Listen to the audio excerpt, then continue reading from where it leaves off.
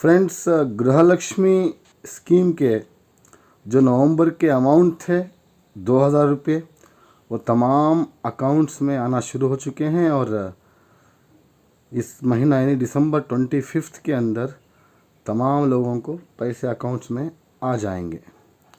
मगर इस दौरान बहुत सारे लोगों ने ये सवाल किया है कि अभी तक जिन लोगों को अमाउंट नहीं आया और जिन लोगों को 1 महीना आया है और 2 महीने नहीं आया, 2 महीने आया है, तीसरे महीने का नहीं आया, 3 महीने भी आ चुके हैं मगर चौथे महीने का नहीं आया, तो इन्होंने बहुत सारे सवालात किए हैं कि इसकी वजह क्या है और इसे किस तरह से हल कर सकते हैं इस प्रॉब्लम को। तो दोस्तों, आज के इस वीडियो में तमाम सवालों का जवाब लेकर आपके सामने आया हूँ, तमाम प्रॉब्लम्स का सलूशन लेकर आया हूँ। तो आपसे दरख्वास्त है कि इस वीडियो में आखिर तक बने रहिए, वीडियो पूरा देखिए, क्योंकि स्टेप बाय स्टेप तमाम चीज़ें यहाँ पर बताने वाला हूँ गृह लक्ष्मी के रिलेटेड। और जिन्होंने मेरा यूट्यूब चैनल अभी तक सब्सक्राइब नहीं किया है, मुझे दरख्वास्त है कि जल्दी से मेरा यूट्यूब चैनल सब्सक्राइब कर लें और शेयर भी करें, क्योंकि आने वाले दिनों में इस तरह का इन्फॉर्मेशन मैं आपके सामने लाता रहूँगा। तो दोस्तों, जैसे कि मैंने बताया कि नवंबर के महीने के जो अमाउंट है गृहलक्ष्मी के आना शुरू हो चुके हैं, मगर बहुत सारे लोगों को अभी तक अगस्त से लेकर अभी तक अमाउंट नहीं आया है। और कुछ लोगों को सिर्फ 2 महीने के आए हैं और कुछ लोगों को 3 महीने के आए हैं और कुछ लोगों को 1 महीने के आए हैं। तो मैं स्टेप बाय स्टेप यहाँ पर एक प्रॉब्लम आपके सामने रखता हूँ।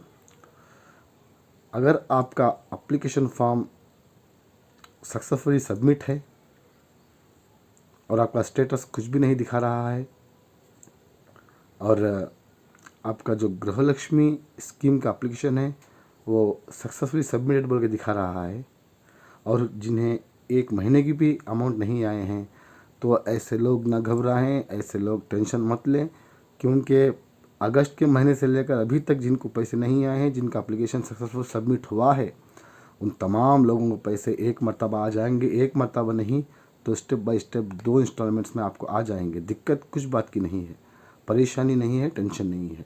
अगर आपका एप्लीकेशन सक्सेसफुल हुआ बोल के आपके मोबाइल में मैसेज आया है तो आपको पैसे भी ज़रूर आएंगे। तो ये एक ऑप्शन है। दूसरा है, अगर आपका एप्लीकेशन पेंडिंग दिखा रहा है स्टेटस में, यानी आपने जब एप्लीकेशन सबमिट किया उसके बाद अगर आपको मैसेज आया है कि your Griha Lakshmi application is pending, तो भी कुछ टेंशन लेने की ज़रूरत नहीं है। पेंडिंग होने के बावजूद आफ्टरवर्ड्स जो है वो सक्सेसफुल हो जाएगा और आपको अमाउंट आना शुरू हो जाएंगे। इसकी भी कुछ परेशानी नहीं है, इसकी भी कुछ दिक्कत नहीं है। मगर जिन्होंने एप्लीकेशन सबमिट किया और फ़ौरन उनका एप्लीकेशन रिजेक्ट बोल के मैसेज आया है, अगर आपका एप्लीकेशन रिजेक्ट हुआ बोल के मैसेज आया है, तो ऐसे लोगों को परेशानी है, तो फिर से दोबारा जाकर गृहलक्ष्मी का जो है आप एप्लीकेशन सबमिट करना है। अगर आपको रिजेक्ट बोल के वहाँ पर आया है तो आप जाकर दोबारा से इस स्कीम के वास्ते सबमिट करें, वरना आपको इसका फ़ायदा नहीं पहुँचेगा। ये 3 ऑप्शन है।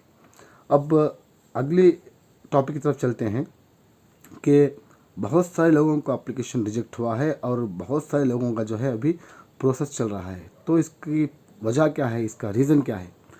सबसे पहले रीज़न मैंने बहुत बार आपके सामने उसके मुताल्लिक़ वीडियोस बनाए हैं, आज भी आपके सामने मैं वो बात रखता हूँ। सबसे पहला जो रीज़न है वो ये है कि आपके आधार कार्ड, आपके बैंक पासबुक और आपका जो रेशन कार्ड है, इन तमाम चीज़ों में, इन तीनों डॉक्यूमेंट्स में आपके डिटेल्स सेम होने चाहिए। फ़र्ज़ कीजिए आपका नाम, आपका एड्रेस और आपका फ़ोन नंबर लिंक आधार में कुछ और है, बैंक में कुछ और है, रेशन कार्ड में कुछ और है, तो आपको किसी भी सूरत में, किसी भी हालत में आपको गृहलक्ष्मी हो या अन्नभाग्य हो, इस स्कीम के पैसे नहीं आएंगे। लाजमी है कि इन तीनों डॉक्यूमेंट्स में आपका नाम, आपका एड्रेस, मोबाइल नंबर तीनों एक जैसे हों, स्पेलिंग मिस्टेक ना हो। फ़र्ज़ कीजिए कि आपने बैंक में कोई मोबाइल नंबर दे रखा है, आधार कार्ड में कोई नंबर दे रखा है, आपको पैसे नहीं आएंगे। आपका नाम रेशन कार्ड में कुछ और है, आधार कार्ड में कुछ और है और बैंक पासबुक में कुछ और है, तो भी आपको पैसे नहीं आएंगे। यहाँ तक कि आपका एड्रेस जो है, चाहे वो वाइफ ऑफ हो, सन ऑफ हो, कुछ भी हो, ये चेंज रहा तो भी आपको पैसे नहीं आएंगे। तो आपको चाहिए कि चेक कर लें कि आपके इन तीनों डॉक्यूमेंट्स, बैंक अकाउंट, आपका आधार कार्ड, आपका रेशन कार्ड, इन तीनों डॉक्यूमेंट्स में आपका डिटेल सेम हो, तभी आपको इसका फ़ायदा पहुंचेगा। ये पहला कंडीशन। दूसरा कंडीशन जो है, चेक करें कि आपका बैंक अकाउंट एक्टिव है या इनएक्टिव हो गया है। ये एक्टिव और इनएक्टिव क्या है, मैंने इसके बारे में वीडियो बनाए हैं, आज भी कहता हूँ। इनएक्टिव ये होता है कि पिछले 3 महीनों से अगर आपने अपने अकाउंट में कुछ ट्रांजैक्शन नहीं किया, यानी अमाउंट डिपॉजिट भी नहीं किया, अमाउंट ड्रा भी नहीं किया, तो आपका अकाउंट इनएक्टिव है।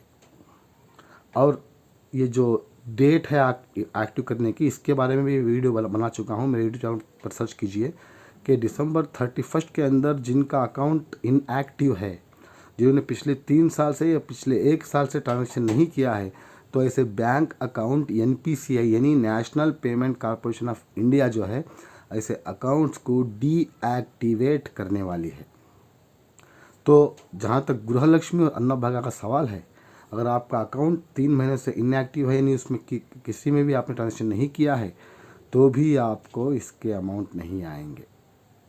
तो जिनका इनएक्टिव है वो जल्दी से एक्टिव करा लें, जल्दी से ट्रांजेक्शन करवा लें। ये एक कंडीशन है।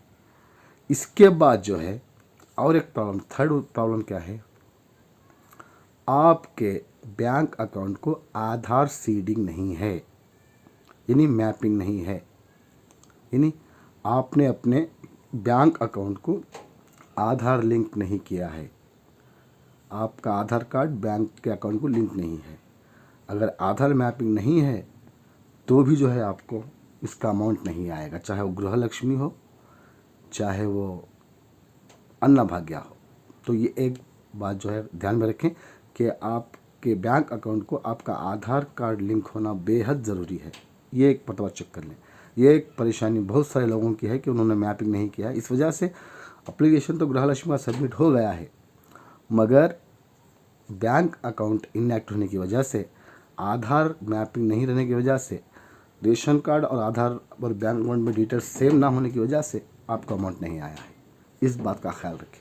ये तमाम चीज़ें आप चेक कर लें, आधार सीड करें।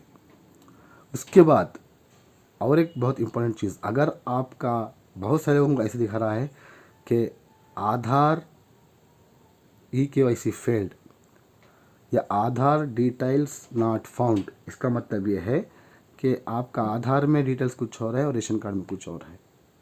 तो स्टेटस अगर आपको दिखा रहा है तो आप डिटेल सही करवा लें। तो ऐसे बहुत सारे प्रॉब्लम्स हैं दोस्तों। मैं आपको इन्फॉर्म करता हूं कि ऐसे प्रॉब्लम्स को आप अगर दूर करेंगे तो ही आपको गृहलक्ष्मी और अन्नभाग्य का अमाउंट आएगा, वरना नहीं आएगा। तो ये 3 जो मैंने मेजर रीज़न बताए हैं, इसे फॉलो करें। सबसे पहला तो जो है, आपके बैंक अकाउंट को आपका आधार मैप करें। आपके आधार कार्ड में, बैंक अकाउंट में और आपके रेशन कार्ड में डिटेल्स सेम होने चाहिए। और जो है आपका बैंक अकाउंट एक्टिव होना चाहिए। और आपका आधार कार्ड पिछले 10 साल से अगर आपने उसे कोई भी डिटेल चेंज नहीं किया है तो उसमें करेक्शन करवाएं या उसे अपडेट करवाएं। eKYC अपडेट, बायोमेट्रिक कुछ भी हो, उसे अपडेट करवाएं। अगर तमाम कंडीशंस आपके हो गए हैं या आप इसमें परफेक्ट हैं, आपकी डिटेल्स सही हैं, तभी आपको गृहलक्ष्मी और अन्नभाग्य का अमाउंट डिपॉजिट होगा, वरना नहीं होगा। ये आप जान लें। जितनी भी मैंने चीज़ें बताई हैं, इसे ध्यान रखें और इसे फॉलो करें। और जिन लोगों का एप्लीकेशन सबमिट हुआ है और तमाम डिटेल्स सेम हैं, कुछ प्रॉब्लम नहीं है, बैंक को आधार मैप है, उसके बाद जो है बैंक को आधार सीड है, रेशन कार्ड, आधार कार्ड और बैंक उसमें नाम सही है, eKYC अपडेट है, बायोमेट्रिक अपडेट है, अगर ऐसे लोगों को अमाउंट नहीं है तो ना घबराएं। वैसे लोग ना टेंशन लें, उनको पूरा अमाउंट एक मरतबा आएगा। एक मरतबा नहीं तो 2 इंस्टॉलमेंट तो ज़रूर आएंगे। अगर आपका एप्लीकेशन सबमिट है, आपका डिटेल सब सही है, आपका आधार कार्ड, बैंक पासबुक की, उसके बाद जो है आपका रेशन कार्ड सब सही है, तो आपका अमाउंट ज़रूर आएंगे। वेट करें। अगर इसके बावजूद भी कुछ दिक्कत पेश आई, इसके बारे में इन्फॉर्मेशन चाहिए, तो नीचे जो है डिस्क्रिप्शन में मेरे से कमेंट करें। मैं इंशाल्लाह आपके तक जो प्रॉब्लम है सॉल्व करने की कोशिश करूँगा। और ऐसे अपडेट्स के लिए मेरे यूट्यूब चैनल को ज़रूर सब्सक्राइब कीजिए, इस वीडियो को शेयर कीजिए और उम्मीद करता हूँ कि आपको इस वीडियो से फ़ायदा पहुँचा होगा, कारआमद साबित हुआ होगा ये वीडियो आपको। तो जो भी दिक्कत आपको गृहलक्ष्मी और अन्नभाग्य के बारे में है, प्लीज़ कमेंट करें, मैं रिप्लाई करूँगा। मेरे नेक्स्ट वीडियो के लिए, अपडेट के लिए तैयार रहें। तब तक के लिए थैंक यू फॉर वॉचिंग।